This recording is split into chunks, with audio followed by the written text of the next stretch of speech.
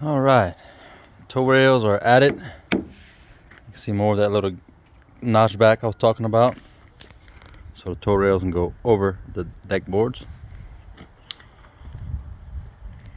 Scupper hose that are even with the deck. Then they do some cleanup.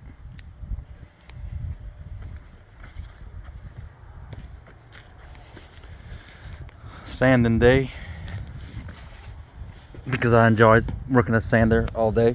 The purpose of sanding is one, to eliminate splinters, get rid of factory ink, and level off any gaps and the push up splinters from the screws.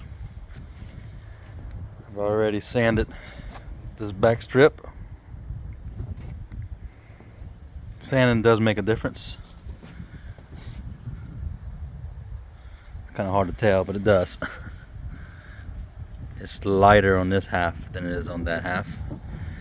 I had some ink right here I got rid of, and a green circle. It gets rid of the stains from the strapping from when it was shipped.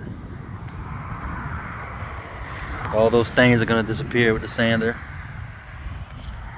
Stains like this, sun fade. Because I've noticed on the last 8x20 I built, it was strapped down to my trailer for a period of a week in the sun, and they had physical like suntan marks where my straps were. So it's important, if you leave something on the deck, it will get sun faded. I guess the best option would be to paint it or stain it, but I leave that option up to my customer. I haven't yet offered a painting or staining service to my customers. I don't want to be responsible for painting, because if they tell me they want a certain color, I buy the paint, and when they receive it, oh, that's not the color I wanted. Another option would be to have the customer buy the paint. I'll apply the paint. Yeah, I haven't got much left. The sanding, add the blocks for the cleats, do my spacing for the cleats. Then I guess I can do a water test, and this one's ready to be delivered, I guess. On to the next one. I've got a 8x16 to do next. That's what my pile of barrels right there is for. Undecided if I'm gonna go with blue barrels or purples. The customer will like blue, but I have to make sure I have enough barrels to float it and enough barrels to make the straps before I decide on a color. Yeah, she's coming along great. Any comments, suggestions, leave them down there, man. Let me know what you think. I think this one's turned out nice. I don't really consider myself to be a professional, but I think this has turned out really nice.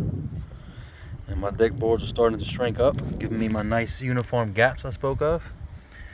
Remember in a previous video, I ratchet strapped all these boards tight, trying to eliminate all the gaps. Because as deck boards dry out over the next couple of days, it's going to give me even uniform gaps between every board, because of the fact that I cinched them all together when I installed them. Now, if you leave gaps to start with deck boards, you're going to have gaps big enough to pass your pinky through when it's done. I don't like gaps that big. It's not needed. And the scupper holes, them careful measuring. I got them the right height that I wanted them. I mean, water's gonna drain between these cracks, but water's got nowhere to go here, except these holes. See you on the next one. Maybe the next video she'll be in the water, but I mean, we've all seen a floating dock floating. We know what it can do. But if I get around to it and the weather's good and cooperating, I'll make a video. Thank y'all.